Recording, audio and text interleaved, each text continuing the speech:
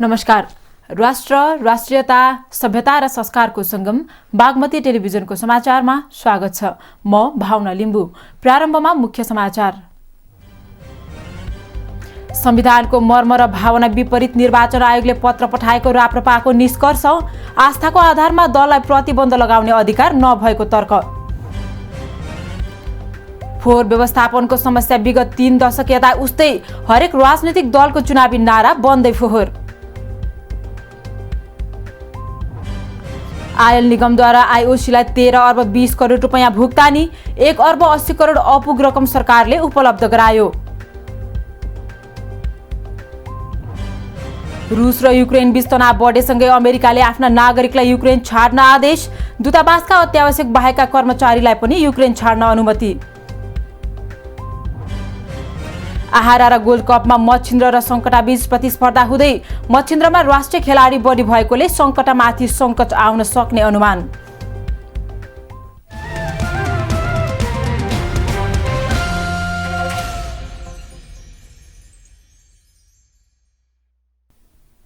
सुरु गरौं राप्रपाको निर्णय सम्बन्धी समाचारबाट।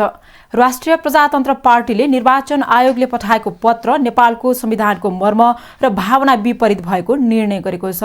पार्टी केन्द्रीय कार्यालय चाबहिलमा बसेको केन्द्रीय पदाधिकारीको बैठकले आयोगको पत्रबारे कानूनी र राजनैतिक उपचार खोज्ने निष्कर्ष निकालेको हो। अध्यक्ष राजेन्द्र लिङदेनले निर्वाचन आयोगले भन्दैमा राष्ट्रिय प्रजातन्त्र पार्टीको मूल सिद्धान्त नै संशोधन गरेर नजाने बताउनुभयो। उहाँले आफ्नो पार्टीको विधान संविधानको परिधिभित्र नै रहेकोले आयोगको निर्देशन पूर्वाग्रही देखिएको भन्दै उचित समयमा त्यसको जवाफ दिने समेत बताउनुभयो। उहाँले साम्प्रदायिक र धार्मिक सद्भाव बिथोलिने गरी कुनै पनि चिन्ह प्रयोग गर्न पाइँदैन भनिए पनि कुनै पनि दललाई आस्थाको आधारले प्रतिबन्ध लगाउन पाउने र त्यस किसिमको प्रश्न उठाउन पाउने अधिकार निर्वाचन आयोगलाई नभएको तर्क गर्नुभयो।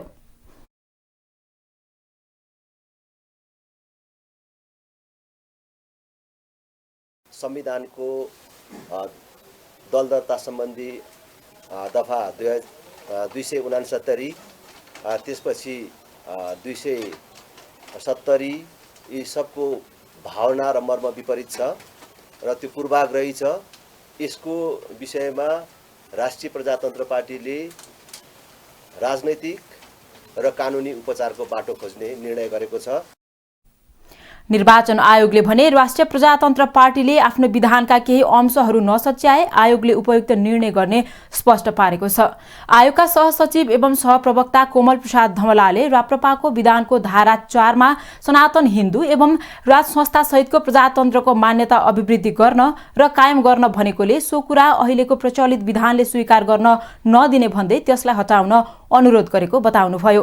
उहाँले आयोगले 2077 साल माघ 7 गते नेपालको राष्ट्रिय झण्डा, निशान छाप, राष्ट्रिय फूल, रङ, राष्ट्रिय पंक्षी, राष्ट्रिय जनावर, नेपालको नक्सा, राष्ट्रिय पहिचान बोकेका व्यक्तित्वका तस्बिर जस्ता कुराहरूलाई राजनैतिक दललाई चिन्हको रूपमा प्रयोग गर्न नदिने निर्णय गरेको। तर राप्रपाले पेश गरेको झण्डामा पनि मध्यभागमा गाईको चिन्ह रहने उल्लेख भएकोले यी दुई कुराहरूको 7 दिनभित्र सच्याएर निर्वाचन आयोगमा बोलाइएको बताउनुभयो।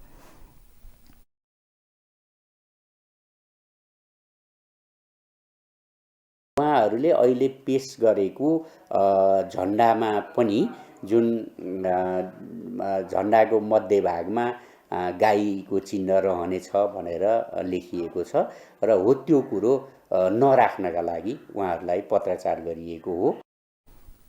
सहप्रवक्ता धमलाले राष्ट्रिय प्रजातन्त्र पार्टीले निर्वाचन आयोगले भने अनुसारको विधान परिवर्तन गरेर ल्याउने कुरामा आयोग आशावादी रहेको पनि बताउनुभयो।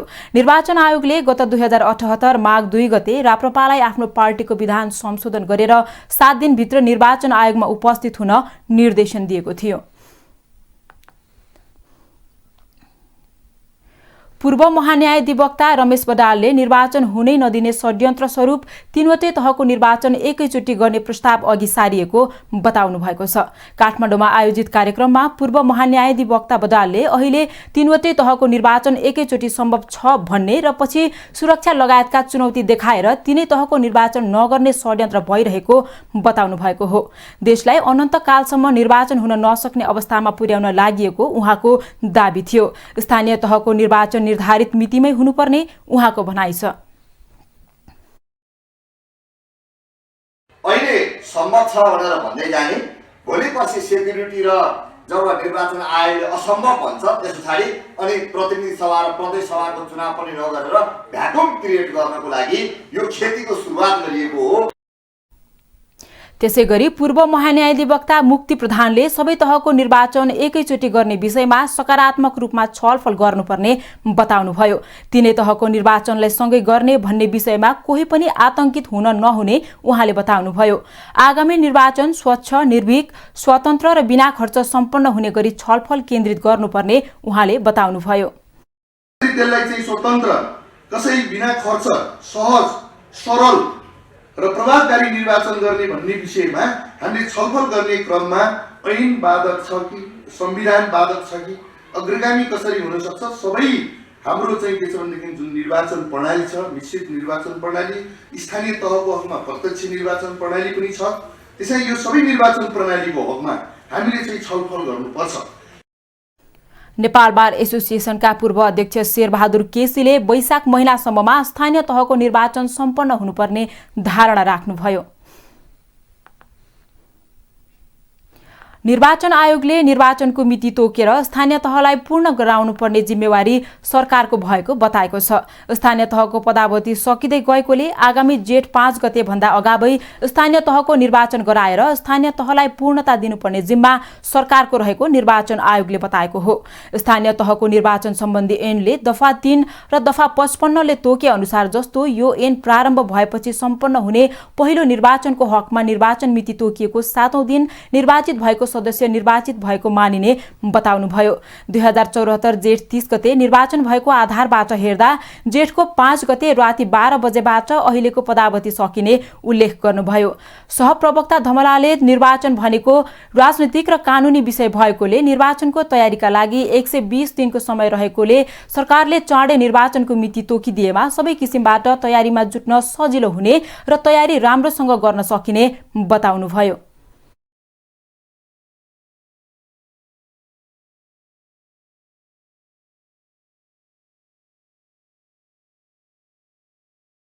एक 120 दिन भनेको चाहिँ त्यो चाहिँ कानुनले दिएको निर्वाचन अवधि ड्युरिङ इलेक्टोरल फेज हो। त्यसकारणले हामीलाई अहिले यतिखेर अब पहिलो कुरो त निर्वाचनको मिति घोषणा गर्नु पर्यो, जुन कुरो नेपाल सरकारले गर्ने हो।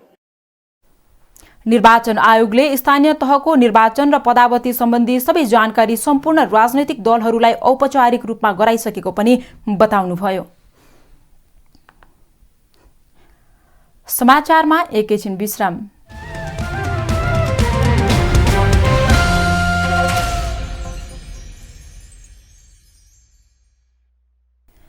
हामी समाचारको निरन्तरतामा छौं। अब बाँकी समाचार। कोभिडको जोखिम र संक्रमण बढ्दै गएपछि भरतपुर अस्पतालमा अत्यावश्यक सेवा बाहेकका सबै सेवा बन्द गरिएको छ।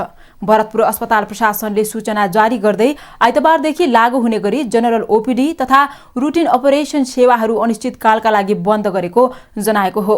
अस्पताल प्रशासनद्वारा जारी सूचनामा विश्वव्यापी रूपमा फैलिँदै गएको कोरोना संक्रमणबाट अस्पतालका सबै विभागमा कार्यरत चिकित्सक, नर्स, स्वास्थ्यकर्मी लगायत कर्मचारी धेरै संख्यामा संक्रमित भई आइसोलेसनमा रहेको अवस्थालाई मध्यनजर गर्दै अर्को सूचना प्रकाशित नभएसम्मका लागि आकस्मिक शल्यक्रिया बाहेक अन्य सेवा स्थगित गरिएको जनाइएको छ। अस्पतालले यसबाट सेवाग्राहीमा पर्न जाने असुविधाप्रति क्षमा प्रतिरहेको जनाउँदै अस्पतालमा आकस्मिक सेवा लिन आउने सेवाग्राहीले पनि अनिवार्य रूपमा जनस्वास्थ्यका मापदण्ड पालना गर्न समेत अनुरोध गरेको छ। संघीय अस्पताल भरतपुरमा देशका 24 वटा जिल्लाबाट दैनिक 3000 को हाराहारीमा बिरामी उपचारका लागि आउने गर्दछन्।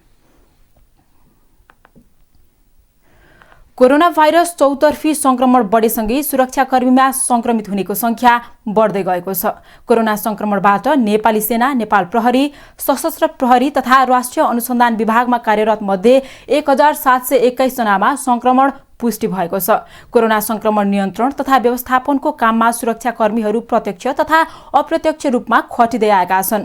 4वटा सुरक्षा निकायमध्ये पहिलो पंक्तिमा खटिने नेपाल प्रहरीमा कार्यरत सुरक्षाकर्मीमा सबैभन्दा बढी 955 जनामा कोरोना संक्रमण देखिएको छ। प्रहरी प्रधान कार्यालयले संक्रमित मध्ये 60 जनाको उपचार विभिन्न अस्पतालमा भइरहेको जनाएको छ। नेपाली सेनामा कार्यरत मध्ये 410 जनामा संक्रमण देखिएको छ, जसमध्ये 40 जनाको अस्पतालमा उपचार भइरहेको छ भने अन्य संक्रमितलाई आइसोलेसनमा राखिएको छ। सेनाको मातहतका सुरक्षाकर्मीलाई सरकारको निर्देशन र विश्व स्वास्थ्य संगठनको मापदण्ड अनुसार पूर्व सतर्कता र उपचारको पद्धति अपनाइएको जनाएको छ। त्यस्तै सशस्त्र प्रहरी बल नेपालमा कार्यरत 279 जनामा कोरोना संक्रमण पुष्टि भएको छ। राष्ट्रिय अनुसन्धान विभागमा कार्यरत 80 जनामा कोरोना संक्रमण पुष्टि भएको छ। विभागले संक्रमितहरूलाई चिकित्सकको निगरानीमा उपचार भइरहेको जनाएको छ। समाचारमा एकैछिन विश्राम।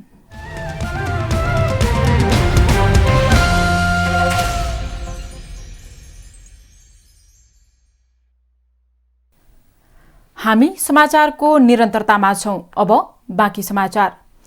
काठमाडौँ उपत्यकामा हरेक राजनीतिक दलले चुनावको बेला चर्काउने फोहोर व्यवस्थापनको समस्या विगत 3 दशक यता उस्तै छ। यो बीचमा अव्यवस्थित शहरीकरण तथा जनघनत्वका कारण उपत्यकामा जम्मा हुने फोहोर घरभित्र व्यवस्थापन गर्न अथवा फोहोर गलाएर बिजुली निकाल्ने शीर्षकमा करोडौं सकिएको छ। फोहोरबाट कम्पोस्ट मल बनाउने अर्थात् फोहोर गलाएर ग्यास निकाल्ने शीर्षकमा पनि धेरै अध्ययन भएका छन्, तर फोहोरको डङ्गुर र दुर्गन्ध अहिले पनि उस्तै छ।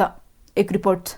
काठमाडौँको तत्कालीन मेयर केशव स्थापितले पहिचान गरेर सञ्चालनमा ल्याएको ओखरपौवा डम्पिङ साइट भरिएको वर्षौं बितेको छ, तर अहिलेसम्म काठमाडौँ महानगरपालिकाले ओखरपौवाको विकल्प भनिएको बन्चरे डाँडाको पूर्वाधार बनाउन सकेको छैन, किनकि महानगरपालिका अथवा सरकारले ओखरपौवा डम्पिङ साइट सञ्चालनमा ल्याउँदा गरेको प्रतिबद्धता पूरा नगरेपछि बन्चरे डाँडा क्षेत्रका सर्वसाधारण बिच्किसकेका छन्। फोहोर र मान्छे सँगै बस्न सकिँदैन, त्यसकारण यहाँ वरिपरि 500-700 घर छन्, ती घरको व्यवस्थापन हुनु पर्यो भन्ने मुख्य कुरा हो। त्यसैको परिणाम अहिले लाखौं निजी घर, कल कारखाना, स्वास्थ्य संस्था आदिबाट दिनहुँ 1045 मेट्रिक टन भन्दा बढी फोहोर निस्किन्छ। तर विगत 13 वर्ष यता सञ्चालनमा आएको ओखरपौवामा फोहोर व्यवस्थापन गर्ने क्षमता सकिसकेकाले अहिले उपत्यकाका 18 वटै स्थानीय सरकार समस्यामा छन्। तैपनि कुनै पनि निकायसँग दीर्घकालीन व्यवस्थापन सम्बन्धी कार्ययोजना छैन। अरु त अरु दैनिक 200 गाडी फोहोर सिस्टोल क्षेत्रमा पठाउने महानगरले समेत सिस्टोलको विकल्प कहिले सञ्चालनमा आउँछ भन्ने टुङ्गो गर्न सकेको छैन। फोहोरलाई उद्योगमा लिएर जानु पर्यो भन्ने कुरा हो। यदि उद्योगमा लिएर नजाने हो भने आज सिस्टोलको हालत कुन अवस्थामा पुगेको छ?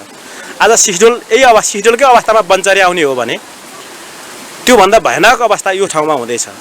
त्यो देख्दा देख्दै हामी फोहोर यही अवस्थामा सिस्टोलकै अवस्थामा बन्चरे खान दिँदैनौँ। फोहोर महिलाले जति स्थानीयवासीसँग बसेर जति डिल गरेका कुराहरू छन् र कागजमा मात्रै सीमित रहेको अवस्था,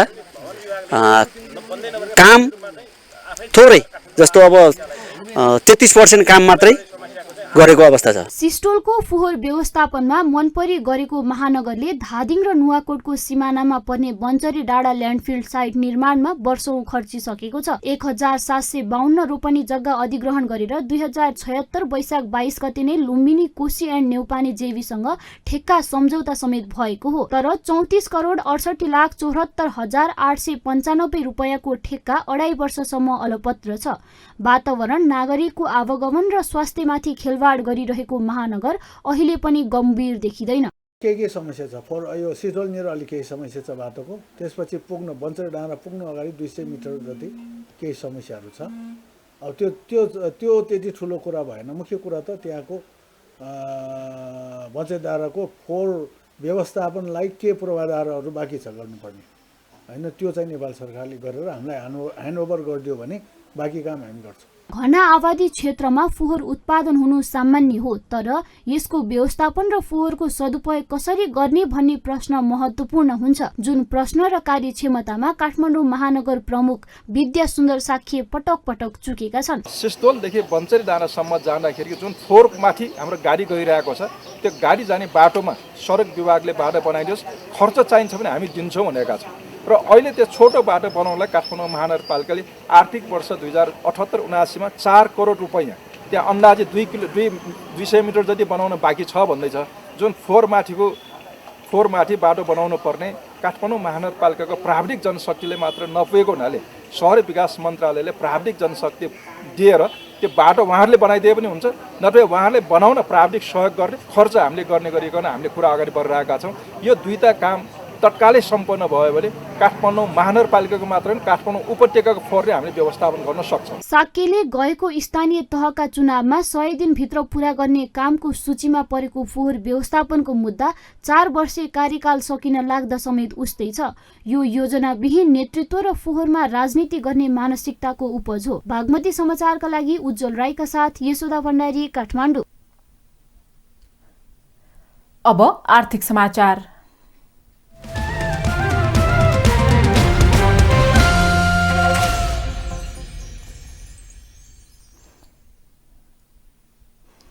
नेपाल आयल निगमले सरकारसँग पैसा मागेर इन्डियन आयल कर्पोरेसन आईओसीलाई 13 अर्ब 20 करोड रुपैयाँ भुक्तानी गरेको छ। निगमले मूल्य स्थिरीकरण कोषबाट 1 अर्ब 80 करोड रुपैयाँ लिएर जनवरी महिनाको दोस्रो किस्ता बापतको रकम आईओसीलाई भुक्तानी गरेको हो। सञ्चित बचत शून्यमा पुगेसँगै आईओसीलाई तिर्नुपर्ने मध्ये 1 अर्ब 80 करोड रुपैयाँ अपुग भएपछि निगमले उक्त रकम उपलब्ध गराइदिन सरकारसँग आग्रह गरेको थियो। मूल्य स्थिरीकरण कोष सञ्चालक समितिले आईओसीलाई तिर्न अपुग 1 अर्ब 80 करोड रुपैयाँ निगमलाई उपलब्ध गराउने निर्णय गरेको थियो। अन्तर्राष्ट्रिय बजारमा पेट्रोलियम पदार्थको मूल्य लगातार उकालो लाग्दा निगमको घाटा पनि चुलिँदै गएको छ। सरकारसँग पैसा मागेर जनवरी महिनाको दोस्रो किस्ता बुझाएको निगमले आईओसीलाई अर्को महिनाको किस्ता कसरी बुझाउने भन्ने चिन्तामा छ। निगमले दोस्रो किस्ता बापत आईओसीलाई 23 तारिखमा रकम बुझाउनु पर्ने भए पनि आइतबार आईओसी बन्द भएका कारण एक दिनपछि भुक्तान गरेको हो। निगमले प्रत्येक अंग्रेजी महिनाको 8 र 23 तारिखमा आईओसीलाई पेट्रोलियम पदार्थ खरिद गरे बापतको रकम भुक्तानी गर्दै आएको छ। साताको दोस्रो दिन नेपालमा सुन चाँदीको मूल्य स्थिर रहेको छ। सोमबार पनि आइतबारकै मूल्यमा छापावाला सुन प्रति तोला 93,500 रुपैयाँमा कारोबार भइरहेको छ। यसैगरी तेजाबी सुनको मूल्य तोलाको 93,000मा किनबेच भएको छ। चाँदी प्रति तोला 1,315 रुपैयाँ कायम भएको नेपाल सुन चाँदी व्यवसायी महासंघले जनाएको छ। अब अन्तर्राष्ट्रिय समाचार।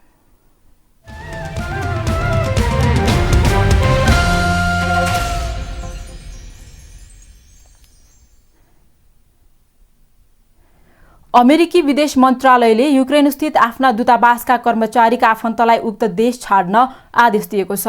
रुसले युक्रेनमाथि हमला गर्ने संकेत बढ्दै गएपछि अमेरिकी विदेश मन्त्रालयले आफ्ना नागरिकलाई आदेश जारी गरेको हो। अमेरिकी विदेश मन्त्रालयले दूतावासमा रहेका अत्यावश्यक बाहेकका कर्मचारीलाई पनि युक्रेन छाड्न अनुमति दिएको छ। रुसले भने युक्रेनमाथि हमला गर्ने र उसलाई कब्जा गर्ने दाबीहरूको खण्डन गर्दै आएको छ। अमेरिकी विदेश मन्त्रालयले युक्रेनमा सुरक्षा अवस्था पूर्वानुमान गर्न नसक्ने खालको रहेको र सामान्य सूचनाकै भरमा त्यो एकदमै खतरनाक अवस्थामा पुग्न सक्ने बताएको छ। युक्रेनको सीमा नजिकै 1 लाख रुसी सेना तैनात गरिएसँगै युरोपमा नयाँ द्वन्द्व सुरु हुन सक्ने जोखिम रहेको नेटोका प्रमुखले चेतावनी दिएका छन्। अमेरिकाले उपलब्ध गराएको झन्डै 90 टन बराबरको हात हतियार सहायता युक्रेन पुगेको छ। भारतमा कोभिड संक्रमणको संख्या दोस्रो दिन पनि घटेको छ। पछिल्लो 24 घण्टामा 3 लाख नयाँ संक्रमित भेटिएका छन्। अघिल्लो दिनको तुलनामा 8% संक्रमण घटेको हो। भारतमा अझै पनि कुल संक्रमितको 5.69% सक्रिय संक्रमित रहेका छन्। एकै दिन 439 जनाको संक्रमणबाट मृत्यु भएको र संक्रमित मध्ये 60% खोप नलगाएका वा एक मात्र खोप लगाएका व्यक्तिको मृत्यु भएको भारतले जनाएको छ। संक्रमण बढेसँगै सरकारले खोप अभियानलाई तीव्रता दिएको छ। भारतमा अहिलेसम्म 72% ले मात्र पूर्ण खोप लगाएका छन्। क्यामरूनको राजधानी सहर याओउन्डे स्थित एउटा नाइट क्लबमा आगलागी हुँदा कम्तीमा 16 जनाको मृत्यु भएको छ। आगलागीमा 8 जना घाइते भएका छन्। क्लबमा राखिएको पटका पड्किँदा आगो लागेको र पटकाबाट सल्किएको आगो फैलिएको थियो। घटनाबारे त्यहाँको सरकारले अनुसन्धान सुरु गरेको छ। राष्ट्रपति पाउल बियाले विस्फोटमा मृत्यु भएका व्यक्तिका आफन्तप्रति गहिरो समवेदना व्यक्त गर्नुभएको छ। आगलागीमा घाइते मध्ये केहीको अवस्था गम्भीर रहेको बताइएको छ। क्यामरूनमा यसअघि पनि नाइट क्लबमा आगो लाग्दा क्लबमा रमाउन गएका मानिसहरूको जलेर मृत्यु हुने गरेको थियो।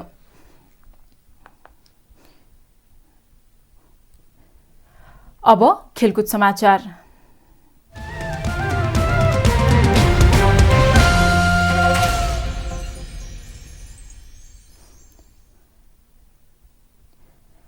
पोखरामा जारी 20औं संस्करणको आहारारा गोल्ड कपको मच्छिन्द्र क्लब र सङ्कटा क्लब बीच प्रतिस्पर्धा हुँदैछ। ए डिभिजन लिग च्याम्पियन बनेको मच्छिन्द्र र आहारारा गोल्ड कपको डिफेन्डिङ च्याम्पियन सङ्कटा क्लब बीच पोखरा रङ्गशालामा खेल हुँदैछ। ए डिभिजनका खेलमा प्रतिस्पर्धा गर्ने दुवै टोलीहरूको बीचमा कडा प्रतिस्पर्धा हुने अनुमान गरिएको छ। लिग च्याम्पियन रहेको मच्छिन्द्रमा राष्ट्रिय टोलीबाट खेल्ने खेलाडीहरूको संख्या बढी भएकोले सङ्कटामाथि सङ्कट आउन सक्नेछ। सङ्कटाले खेल जित्न कडा मेहनत गर्नुपर्नेछ। विजेताले सेमिफाइनलमा विभागीय टोली एएफपीसँग प्रतिस्पर्धा गर्नेछ। विजेता टोली र एपीएफ बीचको खेल माघ 12 गते हुनेछ। प्रतियोगिताको विजेताले 10,01,000 रुपैयाँ र उपविजेताले 5,01,000 रुपैयाँ प्राप्त गर्नेछन्। समाचारको अन्त्यमा पुनः मुख्य समाचार।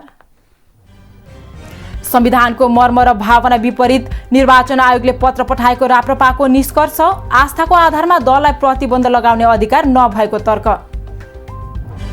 फोहोर व्यवस्थापनको समस्या विगत 3 दशक यता उस्तै, हरेक राजनीतिक दलको चुनावी नारा बन्दै फोहोर।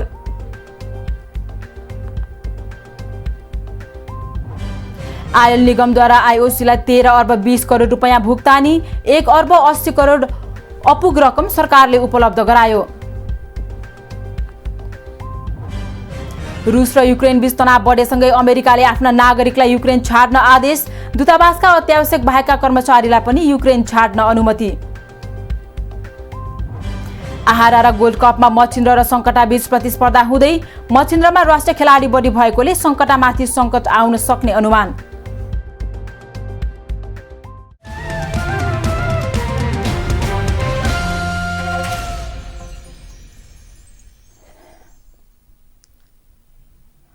राष्ट्र, राष्ट्रियता, सभ्यता र संस्कार संरक्षणमा समर्पित बागमती टेलिभिजनमा प्रसारण भइरहेको समाचार अहिलेलाई यति नै। हेर्दै रहनुहोला बागमती टेलिभिजन। नमस्कार।